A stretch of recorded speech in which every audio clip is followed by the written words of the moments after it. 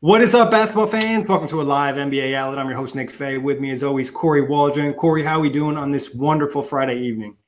Not bad. A little bit different. I'm on my phone because my laptop is a piece of garbage, to be nice about it. We had to make do with what we have. Shout out to Giannis Antetokounmpo. Got the shirt right here. Grab this at Design Tree / Off the Glass. Winning MVP, well deserved. Pretty much a lot of the people who won awards this past week. We're not going to talk about that. Too much free agency stuff to get into. But as always, you can check us out on iTunes, Blog Talk Radio, TGBasketball.com, Google Play, Dash Radio, and YouTube. But Kory, there has been a lot of free agency rumors since last time we spoke. We've done the previews on point guards, shooting guards, small forwards, power forwards, and centers. Feels like a lot of the stuff we said probably doesn't even matter anymore with the rumors that have dropped. But we can get into some players that it seems like are already locked up. Starting off with one, I don't want to say it's a surprise, but I don't think going to the offseason this was like anticipated. Kemba Walker to the Boston Celtics seems like a done deal. Yeah, so Kemba Walker, obviously, the smoke screen or the quote unquote smoke screen would be him saying I want to stay in Charlotte, and him being kind of adamant about that, even as the Hornets season ended and free agency started to begin, or this I don't even know the waste time before free agency, where he was pretty much still adamant that I'll take less money to stay with the Charlotte. And then you look at Boston, who's trying to recover from the Irving situation. Now that Horford leaving, it's kind of like, well, we have all this money. Do we throw it after a center, or do we throw it at maybe a point guard per se? And now their guy is Kemba Walker. And honestly, Kemba Walker is probably a better version of Kyrie because you're not getting the off the court drama. Yeah, I would say give or take. Like, I think Kyrie, there's still a gap in between like what he can do on the floor and what Kemba Walker can do. Like, he's not far from where Kyrie is. And I think Jackie McMullen posted a really good piece today. And a lot of the issues Kyrie had with Boston made sense. Like, there was a report of him being after a game. They were playing a back-to-back. They just got to Miami. They had a game the next night. And players were going out and to South Beach and staying out late when they had a game, and it was on a back-to-back. And, players go out all the time. But when you have a game next day on a back-to-back, I could see why a veteran point guard would be upset when a team has championship aspirations. So it seems like some of the Kyrie stuff is coming out now that he actually had a reason to be upset. Obviously, he didn't handle it properly. But you're right. I think it's a good bounce back considering what was going to happen to their offseason, losing your two best players in Kyrie and now Horford. Now you're getting a really good player in Kemba Walker who might fit better because he doesn't necessarily have as big an ego as Kyrie. He's not going to be as upset if he doesn't take the last shot. And I think there'll be a really good fit there. So it's a really good bounce back move by the Celtics, who could have had an incredibly bad offseason. Obviously, it's not official yet, but it seems like it is.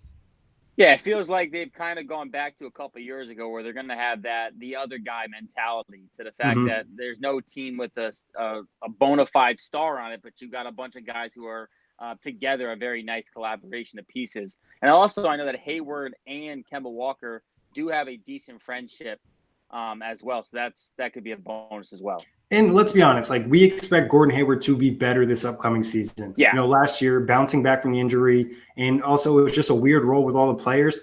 In some ways, it benefits Boston in having less good offensive players because there's so many mouths to feed. You want to see Jaylen Brown and Jason Tatum take that next step. It might be a little bit easier without Kemba Walker, without Al Horford. And it looks like a lot of the guys they're targeting for agency, possibly center-wise, are more of like, hey, I'm going to do the dirty work, or I don't need a lot of touches. Our guy Matt wrote a really good Celtics piece in terms of top targets if they sign Kemba Walker. So it's going to be interesting for Boston. Like, there's still a couple more, signings they're probably going to make. They don't have a ton of cap space, but they do have their room exception. So they'll try to get a bargain at some type of center. And there's also talk about them being the team that could pick up Clint Capella if Houston were to trade him and try to open space for Jimmy Butler. That'd be interesting just to see who they would send away for a Clint Capella deal. But their big need is a center, and there are plenty of, I think, great value, or at least centers that are going to be looking for a title. Robin Lopez, JaVale McGee. You have all of these guys who I think they'll have the chance of getting on maybe a bargain deal. And honestly, one of Boston's biggest issues these last couple of years is the fact they struggle rebounding-wise. So it wouldn't necessarily hurt to get a center who's focused primarily on just rim protection and rebounding. Ed Davis is a good fit. Matt brought him up in his piece. So obviously Celtics is going to be interesting, and it's, a big splash that they do land Kemba Walker in the first, 10 minutes of free agency. Another big splash came out, and that's for one of the Splash Brothers and Klay Thompson. It looks like the Warriors are going to drop that full max for him at $601 on Sunday. Well deserved. He can't let the Splash Brothers get broken up. I think Clay is the most important piece if you're comparing the Kevin Durant, Clay Thompson. Clay's the guy they drafted. That's their guy. He's homegrown. And it would make Curry happy. I think all these guys want to stay together. So it's good they're going to give him the max. You don't have to worry about him possibly falling into the Clippers or Lakers' hands by giving them a meeting. Exactly. And I think that's a smart move. Obviously, Clay and his agent were trying to create some leverage, saying they were going to meet with the Lakers and Clippers if that max offer wasn't there. We know at the end of the day, the Warriors are probably going to offer it, but now they're just going to do it, instantly when free agency starts and kind of get that done. Another wing player that's probably going to lock up back with his team is the Milwaukee Bucks. Looks like they're going to give Chris Middleton that full on max. Yeah, the Chris Middleton news is now a shock. You have to bring him back. Him and Antetokounmpo have a very good friendship. Those two guys are a big reason why this Milwaukee Bucks team had the best record in the NBA last season. And you don't want to mess this up. You got to realize that you have to keep this core intact, and hopefully they develop and become this championship level team that we saw them at flashes of this past year. But the Middleton signing, what that means about them giving him the max, it just makes it more intriguing. Of all right, so now the decision certainly becomes: is it Brook Lopez or Malcolm Brogdon? Because you likely can't bring back all three unless you're okay with paying the luxury. Yeah, I think that's going to be the real question. How deep are they willing to go in the luxury tax? A lot of rumors came out that they're trying to move that Ersan Ilyasova contract. I believe when that first dropped, you and I weren't big fans of that contract in the first place, so that's coming back to bite them in the butt.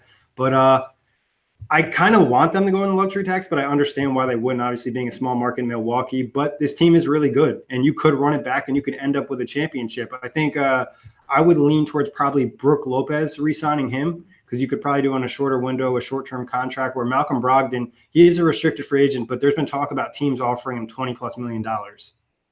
Yeah, I mean, this, at the time we thought it was a bargain too, but now the Eric Bledsoe re-signing in the middle of the season looks bad because tying up that kind of salary in a guy who couldn't show up in the postseason when you have such a nice, somewhat young talent in Malcolm Brogdon, that's probably one decision they wanted to get back. But yeah, Brogdon, if he gets over 20 million, you can't really match that if you're the Bucks. So like if teams like the Suns, even the Pacers, maybe if the Lakers don't go star route and they try and spread it out among a couple little guys, Brogdon's going to be a guy where a lot of contending teams, I mean, even some young teams, they're going to take a look at it because he's a two-way guard. He can play defense. He can hit the three. He had career highs in shooting numbers this year. So Brogdon's going to be a very sought-out free agent, especially on these like tier two. Yeah, he's extremely efficient, great complementary player. He's not going to lead your offense or anything, but very nice compliment to a shooting guard that takes most of the touches. Even like in Chicago next to like a Zach LaVine, or you mentioned the Pacers next to a Victor Oladipo. I think that would really work well for him and allow him to excel in his game. You mentioned it, like the Bledsoe deal, I was like okay with it. The one thing that made it a little bit safer was the fact I think the last year is non-guaranteed or something along those lines, or only partially guaranteed. But if they could go back in time, I think they don't sign that deal. They bring Brogdon back and probably let Bledsoe go. And Bledsoe had a really good season, but his skill set isn't necessarily an amazing fit next to Giannis, in my opinion. No, it's not. I mean, it's because you need the floor spacing. And at the end Yep. of the day, Bledsoe's just not a very good floor spacer. Like he can hit the three when he's in rhythm and everything else, but there's just not a lot of nights where he's in rhythm from three. It feels like he's almost trying to force the 3-point shot to go down. So we just got a comment in the chat. We're still going through free agents, but this guy, Eddie Blank, says, I know an inside source from LA that Kawhi Leonard is going to be a Laker. His uncle has ties to New Balance and Staples Center. I guess we got the comment. We could jump into the Kawhi stuff right now. First off, give me your opinion on if Kawhi were to join the Lakers with Anthony Davis and LeBron James, two of the top 5, top 6 or 7 players in the NBA. Well, I can touch this that it's not if they win a title, I'm not putting an asterisk next to it. I want it like that. I've seen that all day on Twitter today. If Kawhi joining the Lakers, like there's an asterisk. This is no better than Durant going to the Warriors. Like there's a lot of differences. I mean, this is more like LeBron going to Miami the first time around than anything else with how they've orchestrated this collaboration of stars between getting AD and now trying to get another max player. For Kawhi, if he wants to play in LA this bad and he's looking at opportunities to win a championship, the Lakers now having LeBron and Anthony Davis are a better set team to win a title.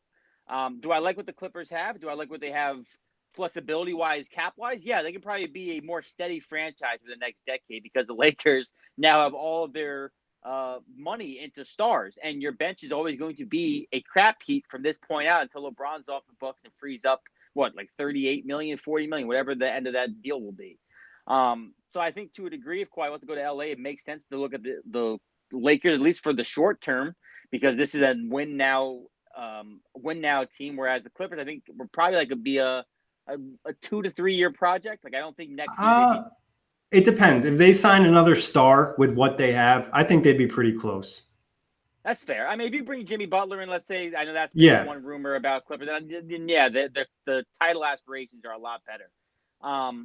But I don't see any big deal with this. If Kawhi wants to go there, he wants to go there. Because I don't think people are like, oh, well, if they get Kawhi, they're a lock to win a title. Like, no. If this year has proved anything, you're never a lock. Like, yes, on paper, you're a lock, and you probably should win at 55-plus games and have a deep playoff run. But we see time and time again that it's not guaranteed. Like, the Warriors hit a lot of bad luck this year. Yes, they've been granted a lot of good luck in the past, but nothing is determined or set in stone in August, July, and September.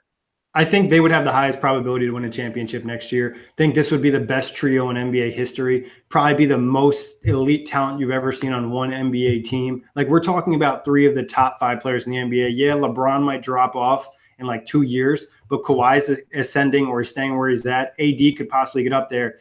This is going to be, if it works out and like they gel and everything's right, this will be better than the Warriors. Like, it's not even a question because they just have so many good players. Like, yeah, they had Steph, Clay, KD, and Draymond, but like Clay and Draymond are not in the same tier as Kawhi Leonard.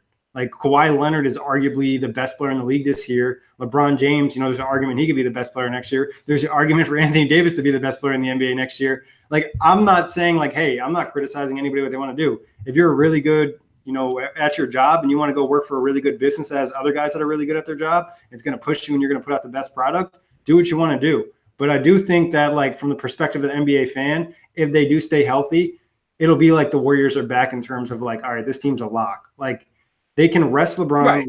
LeBron could play 70. LeBron could play 60 games. LeBron could play 50 games and they still probably be a top 4 seed. Like, if you told me a team had Kawhi and AD alone, I'd be scared. If you told me a team has LeBron and AD, I'm already like pretty scared. So I just think this combination is crazy.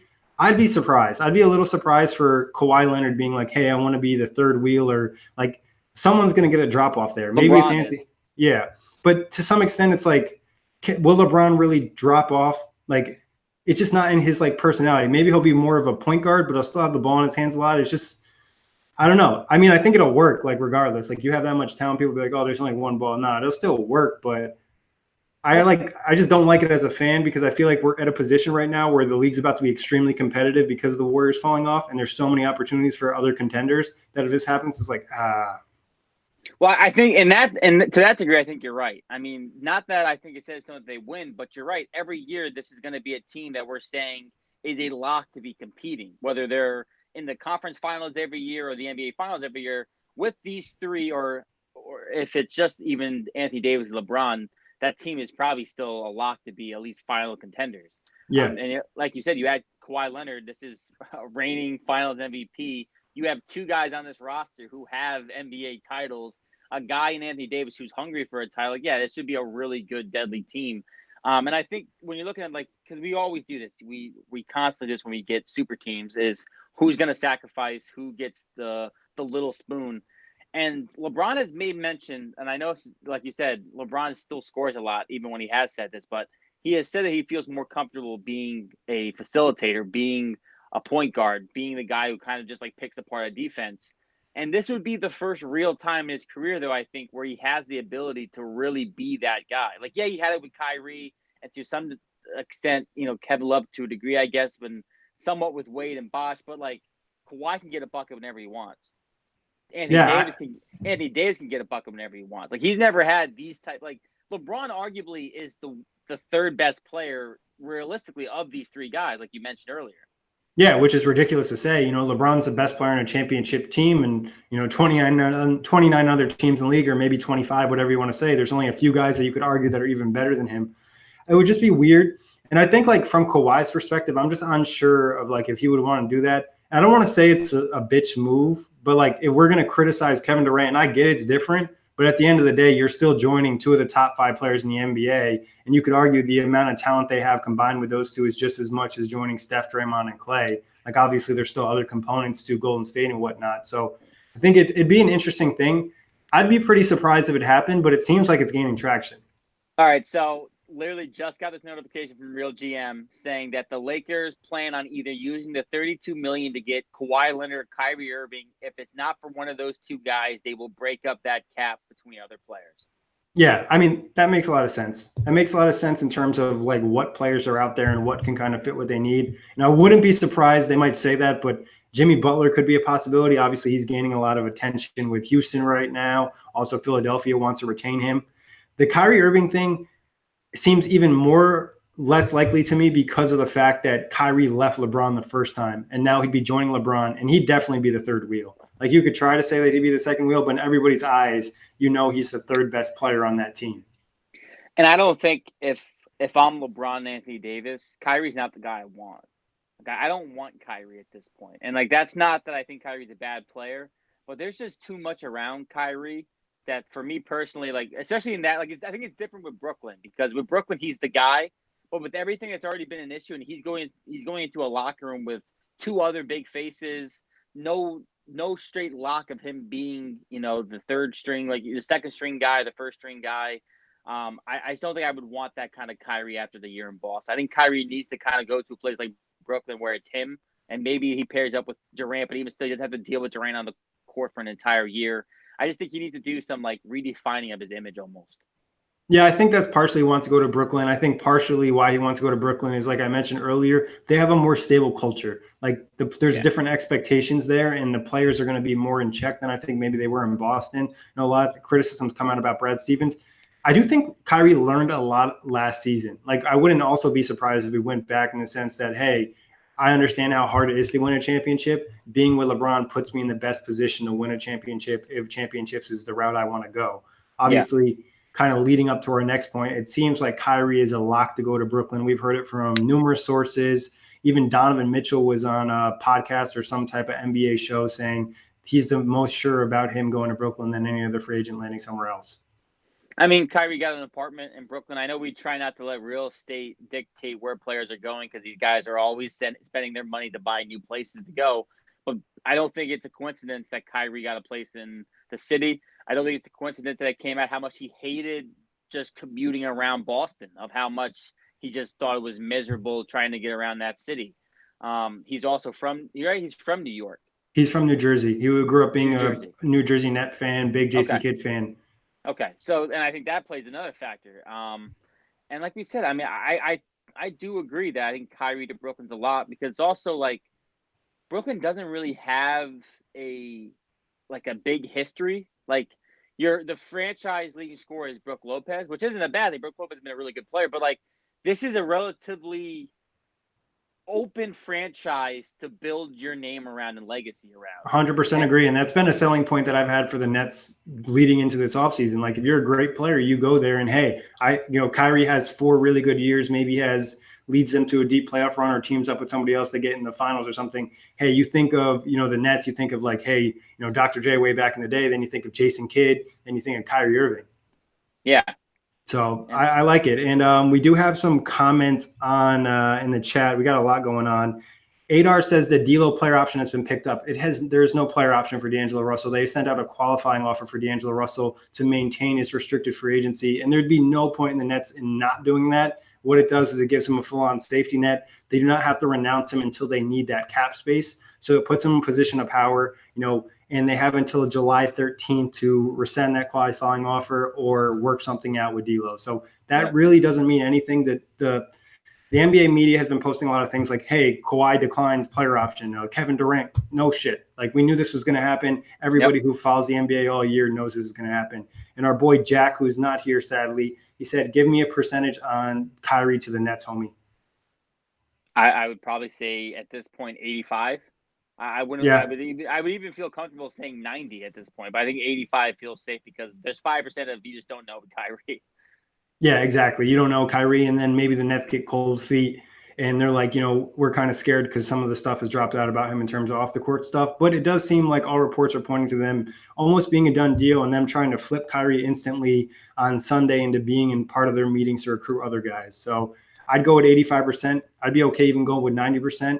There's one of the top free agents where I feel like he's sure to land, other than the guys we mentioned in terms of like Kemba and Klay Thompson and Chris Middleton. I think Kyrie would be a guy that I feel pretty confident where he's going to land. And now, Jack, already throwing more questions at us. Percentage on KD. We'll get to KD in a little bit. We still have to touch on Nikola Vucevic staying in Orlando, which I thought they signed him 4 years, $90 million. Well, reportedly, he's going to be 4 years, $90 million. I think it's a really good deal. He's accepting it, he said? You there? I believe so. I believe it's not official yet, but the word is that it's reportedly going to be a done deal. Gotcha. I knew they were going to be offering him 4 years, $90 million. I mean, it's a good deal for Vucevic, and I don't think it's an unmovable contract either. With him being in the prime of his career, if they wanted to move him down the line a couple years from now, maybe you are able to move him and flip him. Made his first ever All-Star game this past year. Makes me wonder what the plan is with Mo Bamba, who I know a couple of our draft guys are really high on. Now this kind of stunts his future with Vucevic being locked up for the next 4 years. But this is a friendly contract, I think, for Vucevic. Really sure. Right? You hear me? Okay, Yeah. lost for a second. You hear with all of these, like Al Horford maybe getting like $100 million. Like if a 34-year-old Horford's getting that, you wonder what Vucevic's price range would have been. I think this is a fair deal. I think Orlando, after getting their taste of the playoffs, wants to get back there next year. And I think if you want to get back there as soon as possible, then it's building around Vucevic and Aaron Gordon. Yeah, I mean, I think I like the deal for Orlando, like you said. Vucevic had a really good season. They're trying to build moving forward. I know Keith Smith mentioned something. I know he lives in Orlando, the NBA reporter, that Vucevic just had a child. He lives in Orlando. He'd opened businesses in Orlando. So some of these guys, I think it's easy to forget, hey, they're humans. They have ties to the community or where they live, and they're comfortable, and they want to stay there. On the Mo Bamba front, like, I get it. Like, people are upset it's going to impact his growth. But let's be honest. Like, Mo Bamba was not ready to contribute to NBA basketball last year. His frame is just not there yet. Like, if they need to wait, this year maybe he contributes a little bit more. But next year would probably be the year, like, okay, maybe we need to find more minutes for him. Maybe we move Vucevic moving forward. Like you said, tradable contract. If not, it's not like centers are playing 40-plus minutes a game. You can split up the minutes a little bit easier. Maybe depending on how he does defensively, you can try to get some time on the court with them together. But obviously, the way the NBA going, it's unlikely. I don't hate it from the Mo Bamba front, and I think you have a really good player like that. You try to retain him, and then if you didn't, then you should have traded him at the All-Star break. So I like it for Orlando. Now, let's see. In terms of any other free agents, have you heard of any locks or guys guaranteed to go anywhere? No locks. I haven't heard about any locks yet. I've heard just interest, for example, Pacers and Rubio. I know that the Knicks fallback. How does that make you feel? We need some views on here. I just don't get it. I mean, the plan coming out of the season by Pritchard was to be aggressive, not being scared to go after big name guys. And we're not going after any big name guys. And now, granted, I'm not saying we're going to sign big name guys. I never have the expectation that Pacers are going to get D'Angelo Russell or Jimmy Butler or Kyrie Irving. It's not like my thought process. But to have these guys available and not to offer them any money, or not to say like you're not even going to offer D'Lo a contract, you're not going to offer Tobias Harris a contract. It's questionable if you want to actually get better. That the next name we hear after we're going to be aggressive as Ricky Rubio. It's just like that's a giant drop off. That's from like a tier 1 to tier 2 guy going to a tier 4, tier 5 guy. It's just there's a big drop between Rubio and those top guys, in my opinion, when you're trying to actually build a contending roster.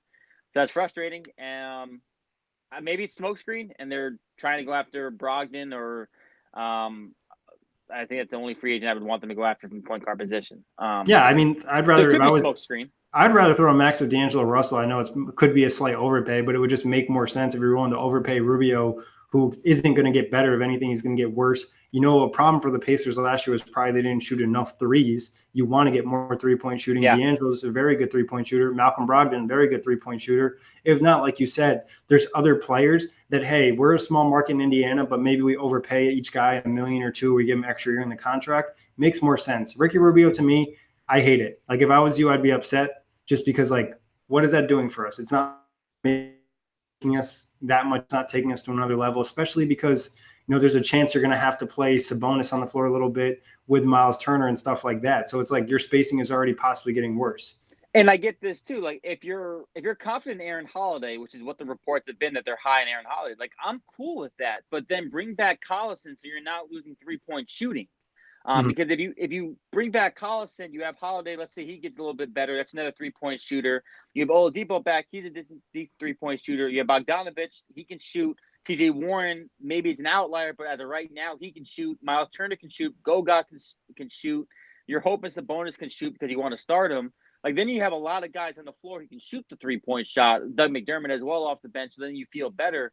But it's interesting when you're looking at guys who once again go against the grain. And I know you're huge on this. Space and pace is crucial in the NBA. The Pacers just don't have a lot of guys who can space the floor.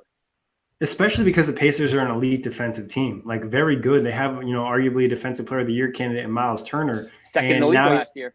Yeah, exactly. And now you're going and you're looking at, a guy who's, Ricky Rubio's a good defender, but like, I think sometimes he's a little overrated. Sometimes a little underrated. He's a guy that I don't think is amazing as people make him seem sometimes, but he's not as bad as other people make him seem. I'm just not a huge fan of the move, and especially timeline-wise. Like, he's up there in age. He's not the youngest guy, and he's had a lot of miles in terms of he played a lot of international basketball. It feels like he's been in the NBA for a long time now. But it'll be interesting to see what they do. We do have some more questions in the chat. I mentioned Jack had another one. Percentages on KD. I'm going to assume maybe where he means in terms of like 100% the different locations where we put percentages at for – right now I think there's only 3 teams in the race. I think it's Golden State, Brooklyn, and New York. Yeah, and I'd probably say 40-40-20. 40-40-20, so 40 for Golden. 40 for Golden State, 40 for Brooklyn, and then that doesn't equal 100. Oh, yeah, it does. Yeah, 20 for the Knicks. 20 for the Knicks. Yeah, I think that's pretty fair. You could maybe lower Golden State and Brooklyn's down a little bit and balance it out more with the Knicks. I think Wo just brought this up. Kevin Durant's done an extremely good job of making unknown where he's going to play. Like don't know. We got another tweet from Woj 1 minute ago. So it's looking like Kevin Durant's looking at the Warriors, Nets, Knicks, and Clippers. Okay, well, there it is. I still – the Clippers, maybe, but, like, their attention seems to be really on Kawhi. So that's more of, like, their second thought. It wouldn't surprise me. Is it Kawhi and Durant they're trying to get?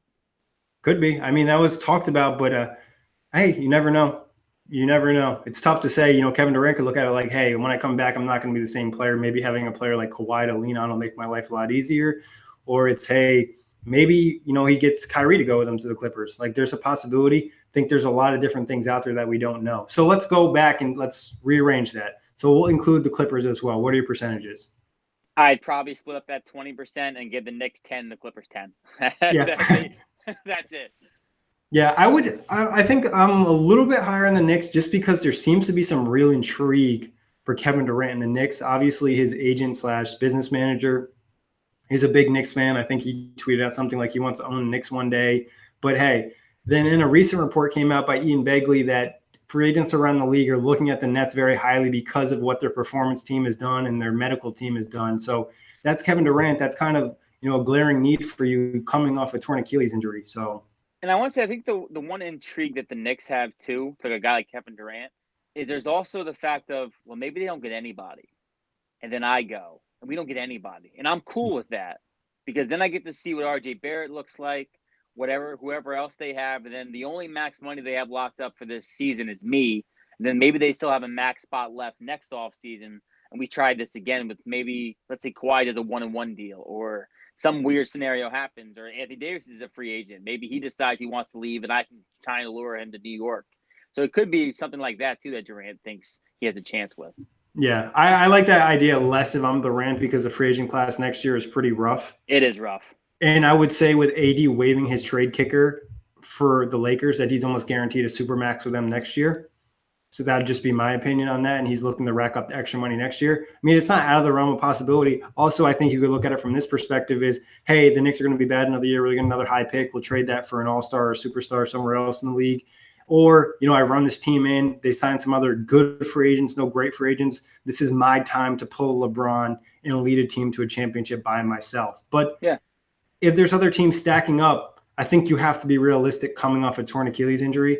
I think you need somebody else that you can lean on. Like he's going to have some growing pains coming back and whatever it may be. And I think you want to have maybe a possible another star, another player that you can count on to play with. That's why I think it'd be a little bit more likely if you go to Golden State. Obviously, you still have Steph and Clay, and whatever happens with Draymond. I know there's been some rumblings about him being open on the trade market, but it doesn't seem likely with the injuries that happened. Then you go to the Nets, you have Kyrie, you have Karis LeVert, who I think a lot of people forget about with the way he played in the playoffs. And then a whole bunch of other young guys who can take a step forward. Spencer Dinwiddie on a bargain deal. Remember, he's only making $11 million. If he was probably on the market right now, he'd be making bank.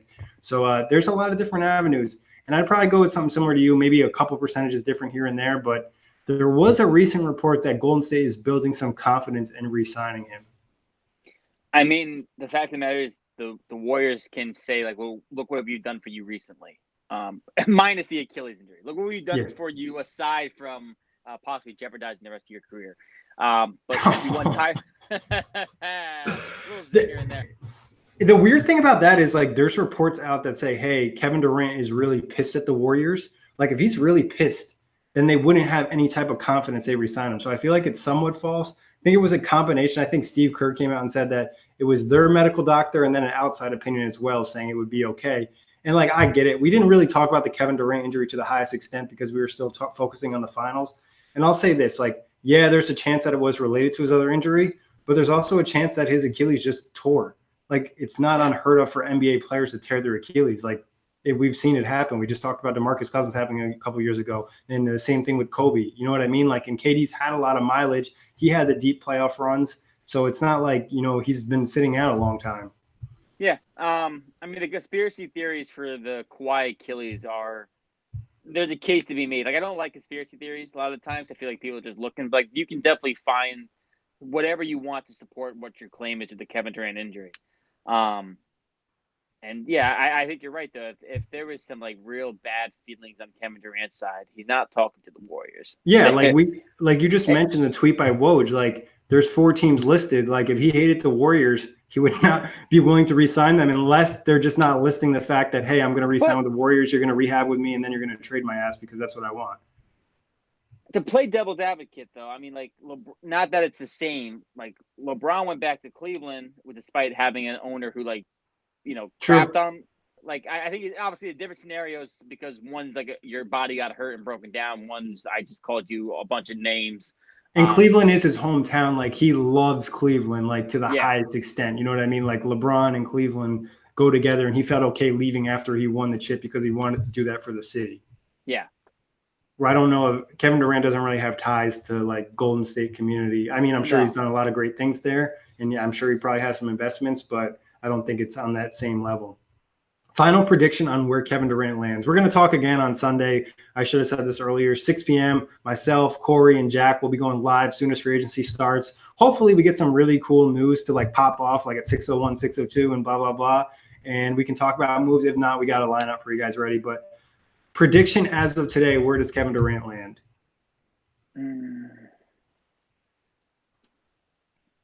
So right now, I'd say Brooklyn. Because I think that the plan is still Kyrie and Durant. So I'm. If I could kiss you through Google Hangouts, I would right now.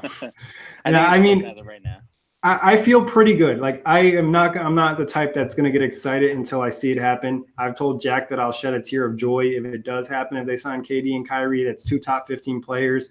If the Lakers don't sign Kawhi this offseason, the Nets would have the best offseason we've seen since probably the Miami Big Three. But I'm leaning towards the Nets because there's just a lot of things that make sense in terms of, hey, I want to go to New York. I want to play with a really good player named Kyrie. I want a good supporting cast because I know they have other young players. They're well-liked around the league. They're player-centric. Like, that's one thing about the Nets. Other teams aren't as player-centric. They care about you. They care about your family. And we talked about the medical team, the performance team. And then there also was a little nugget of news that dropped this week. I can't remember if it was Nets Daily or another source, that Kevin Durant really has some interest in playing with Karis LeVert, who have been friends since Karis LeVert was at Michigan and broke his foot. They chatted a little bit. So just a little nugget in there. Obviously, he has ties to Taurean Prince. I'm not saying that's going to make or break where he signs, but I feel better about KD signing with Brooklyn than I ever have today. I think you should. I think everything has moved in that direction at this point in time.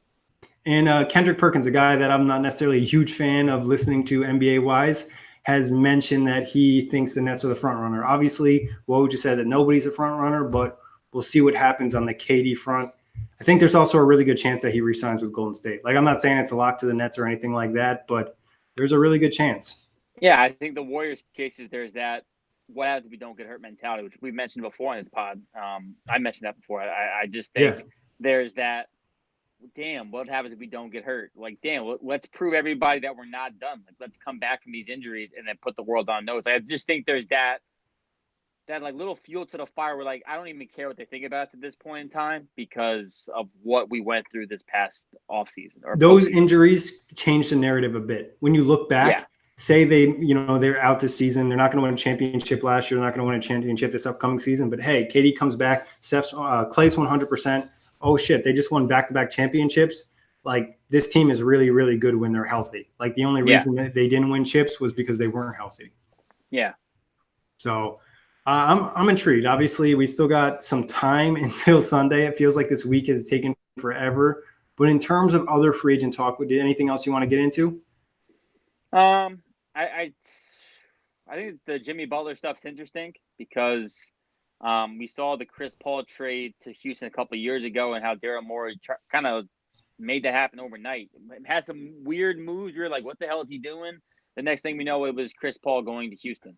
And then the fact that Philly has been open to a sign and trade makes it more intriguing. Obviously, they wouldn't want Clint Capella. I do think Eric Gordon would be a very good fit with Philadelphia. You'd have to find a third team for, Clint Capella or maybe whatever it may be.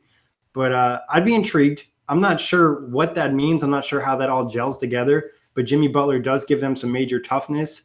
Chris Paul hasn't been as good. Now Jimmy Butler kind of becomes that second guy. Chris Paul drops down a little bit. I don't think it works personally. I know we always talk about fit. I think the Chris Paul, Jimmy Butler, James Harden fit's really weird, especially in that offensive system. Maybe if the offense was different, but like a lot of James Harden dribbling, and then yes, I get you probably because Chris Paul was upset, give Chris Paul some more usage. But then like Jimmy Butler's another guy who needs the ball in his hands, and the only good 3-point shooter of those three is James Harden, with Chris Paul being about league average, I would have to guess, or maybe a little bit under league average, and Jimmy Butler being around the same. So like it'd be a weird fit for me. I think they get a little bit better defensively having a guy like Jimmy Butler to kind of take the pressure off of James Harden of having to worry about a Kawhi Leonard, for example. But I don't know. It's a weird fit that Jimmy Butler is their main target. Yeah, it's definitely an interesting fit. I think they're just looking at it, hey, what star player can we try to attract to Houston, because he does have ties to Houston. He's from Houston. So it's like, what's the best talent that we can get in? That might be the best talent they can get. And you kind of worry about making it fit. It's on more so D'Antoni trying to make how this all can kind of work out. Like you said, the basketball fit, there is some questions. Could they make it work? No, I wouldn't be surprised because you're talking about three really good players. But, they'd have to get creative in terms of how they make them all utilized correctly and whatnot. Anything else on Jimmy Butler in terms of other teams you're thinking of? No, I mean, it feels like it's between Houston, Philly. I guess the Kawhi domino is the only thing that opens up an LA team, I think. I don't think the Lakers are interested in Jimmy Butler. I mean, you could go small, I guess. It's weird because if you go after Jimmy Butler, the lineup just gets a little quirky because you have Kyle Kuzma and LeBron. And I feel like LeBron's best as a power forward, but so is Kuzma. I think you could six-man Kuzma, to be honest. Like I think I would kind of want to do that. That's a good thing too. I mean, if you have Kuzma come off the bench, LeBron's your 4, and then Jimmy's your 2 or your 3, which is fine. I think fit-wise, that's my only issue with Butler going to LA is who's playing who or who's possibly playing out of position.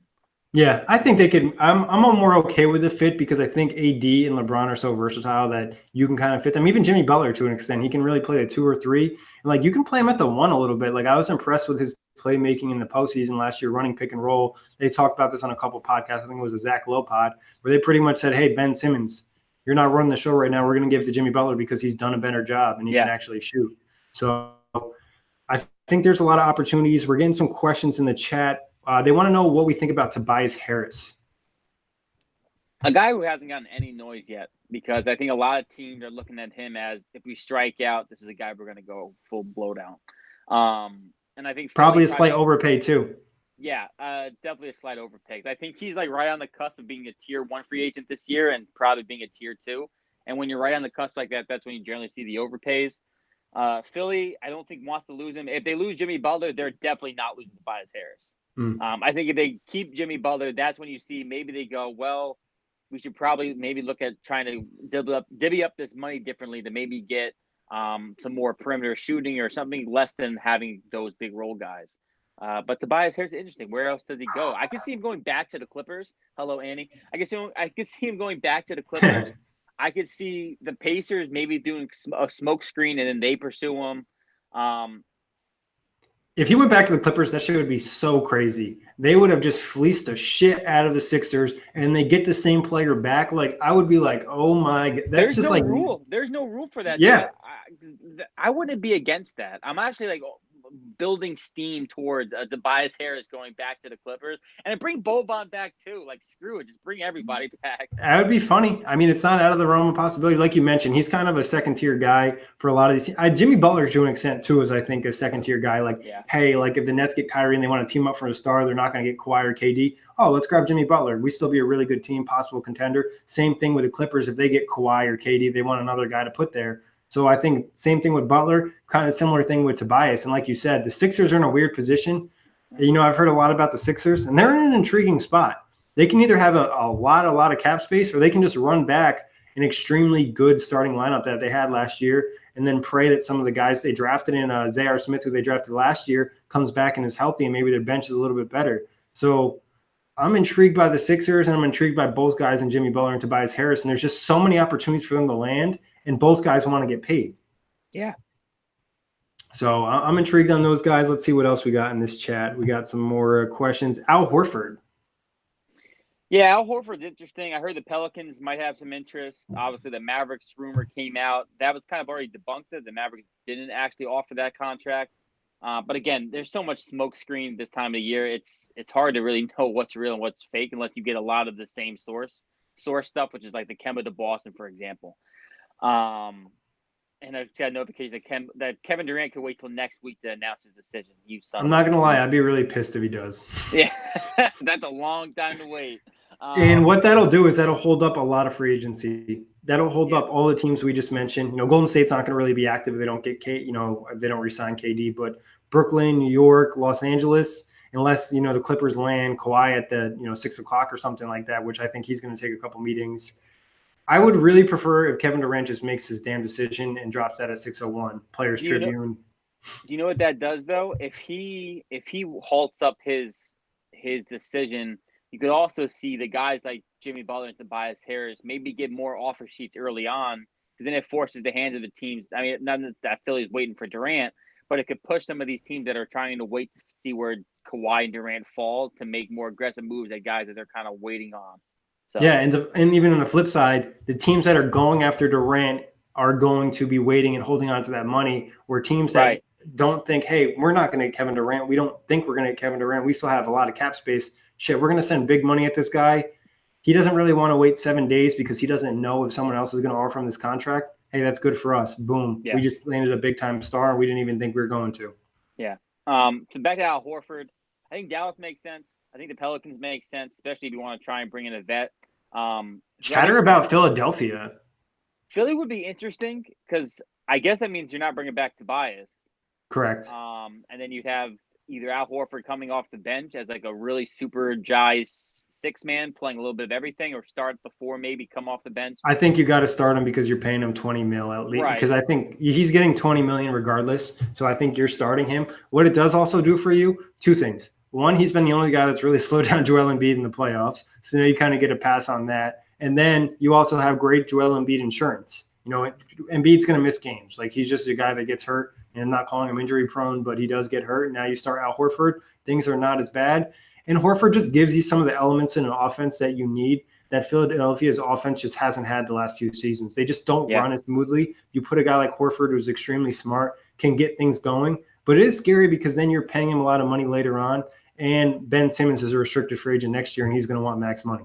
Yeah, that's the cap situation. The years beyond would be the issue. But I do think just having him to run the high post, kind of like pick and roll, even with maybe even running it with Embiid, you might even be able to see that. It gives our offense a whole new look because, as we know, when they got caught in the half court, they were kind of problematic at times. Horford, Yep. I think, is a very good half court player. Yeah, I think he definitely provides them something that they haven't had in terms of just an intelligent big, and that's not criticizing anybody else there. Just Al Horford does it extremely high level. Some mentions in the chat of where do you think D'Angelo Russell lands? I think outside of Brooklyn, I think has the Laker news the Laker news has quieted incredibly since I mean, like honestly, when I first saw it kind of seemed a little fake in the extent that hey, the Lakers are going to offer D'Angelo Russell $20 million a year. Like D'Lo is getting more than $20 million, so I had to make a guess. There's a lot of teams like we mentioned the Pacers. I think the Pacers would be okay, probably maxing him out, or a team like Chicago throwing big money at him, or there's been a lot of chatter about Minnesota having something up their sleeve in terms of dropping Andrew Wiggins and trying to get that money out. I know Karl Anthony Towns earlier this month posted a at D'Lo with like watching eyes. So I don't know. Yeah. I think he could land in a lot of spots, and $20 million in LA just never seemed realistic. If they want to give him his max, which isn't the 32, it's at, I believe like 26. Yeah, I could see that, but he's not playing for $20 million in my opinion. Yeah. I agree. And I think 26 would actually almost make more sense because then you can get at least some cap to go after somebody else.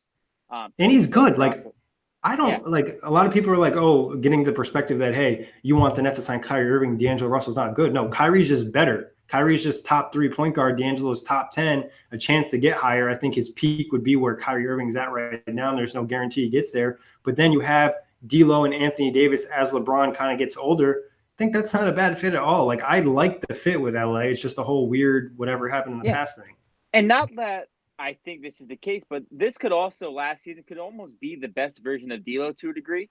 Yeah. Where he's a borderline all-star, makes it because somebody gets hurt and he puts up good numbers, some really streaky shooting nights, but just like a really solid ball player. Like this could be like peak him to the sense where Kyrie, we know what peak Kyrie is, and that's a champion, and that's a guy who can hit the big shot, who can do a lot off the dribble. Like they're very similar, but you just know what you're getting with Kyrie compared to D'Lo. Whereas D'Lo, you've seen glimpses and flashes, but we still don't know if those glimpses and flashes become an everyday thing.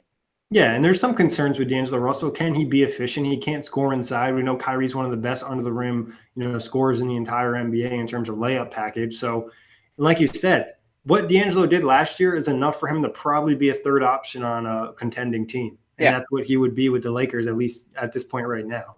Yeah, and I think for D'Lo, looking at teams, which was the original question, it'd probably be Minnesota. I think Phoenix is throwing smokescreen. I think Phoenix is interested because at this point in time, the time much losing they've had over the last couple of years, to keep Devin Booker happy, getting his best friend, and at a position that you have desperately lacked and have been unable to find an answer for at the point guard position. Since you got rid of 3 point guards, that's the funniest thing about. They had one point they had Goran Dragic, Eric Bledsoe, and Isaiah Thomas, and now they have nothing. Right, they haven't had a point guard since they got rid of those guys. Yep. So we're looking at like a 4-year window where they have not had a good starting point guard. D'Lo could be that answer, and it almost makes sense for Phoenix. I think if you're trying to go young, you have DeAndre Ayton. The time frame then between Russell, Booker, and Ayton is almost perfect. Those could be your big three in a couple of years.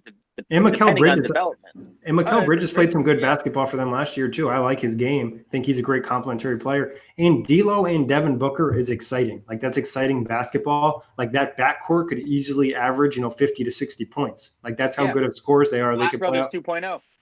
Essentially, it really is. I mean, it's not like there's no comparison there. D'Lo's game has been compared to Steph, obviously to a lesser extent. Same thing with Devin Booker and Klay Thompson. I would be intrigued, but like you said, Phoenix has to do some work. They have to make some trades. They have to open up cap space, and they're not there yet. They have to get creative. You mentioned, Minnesota, like I said, is a real possibility as well. I really like the fit with the Pacers. I thought that would have been really interesting. We just mentioned the Lakers. I'm surprised. There's a rumor came out that said that it wasn't true, but I don't understand why the Knicks wouldn't go after D'Angelo Russell if they miss out on the big free agents. He's 23 years old. I still don't understand what they're doing with Dennis Smith Jr. I mean, and let's be honest, like best case Dennis Smith Jr., best case D'Angelo Russell. I feel a lot better with knowing best case D'Angelo Russell than Dennis Smith. I 100% agree with you, but I still don't understand what yes, you freed up some cap space, like gave him to Porzingis, but like, why did you go after Dennis Smith Jr. if you were only going to look at point? Because they've already pretty much they have only been looking at point guards. It was Kyrie and then Kemba. The D'Lo doesn't make any sense why there haven't been any conversations because we've heard their backup list is Julius Randle, Bobby Portis, and Terry Rozier. And wait, did you see the report that they said there's not a big drop off between Kyrie Irving and Terry Rozier? Like, yeah, I feel like that's a spoof. There's no way, and I know it was the New York Daily Post that sent that. There's no way that that's an actual thought by New York Knicks ownership. I told that to a Knicks fan, and he literally, like, he looked at me and he was like, "Please say that one more time." And I was like, "The Knicks think that there's not a giant drop off between Kyrie Irving and Terry Rozier." And he was like, "Has anyone watched any basketball in the last 3 years?" Dude, that's how I feel. I don't get it. This is Terry Rozier, who had a decent playoff run last year, and in the regular season has never shot over 42%. Like, there's a major drop off between these two. There's a reason why Terry Rozier was the third string point guard last year in Boston. Yeah, I mean, seriously. And like, I've never been high on Terry Rozier. I felt like his playoff run was like, he played really good at home, really bad on the road, super inconsistent. He like has a really good 6-man like skill set, I would say. But as my starting point guard, I'd be scared. He's just so sporadic. So not a huge fan of that. I mean, I would be happy for it because I'm not a big fan of the Knicks, but that is what it is. You mentioned Julius Randle. He's an interesting guy. We kind of talked about him on the power forward thing. Nothing's really changed on his front. I think he'll be a little bit of an overpay. Yeah, and the Bobby Portis, like I mentioned, I'm high on Bobby Portis. I think he's at his best, he's a double-double guy. He can give you some offense, can shoot the 3-point ball decently well for a stretch 4. Decent rebounder. I think just the off-the-court stuff, he can get a little crazy, as we know, from the mirror chick situation where he broke his face.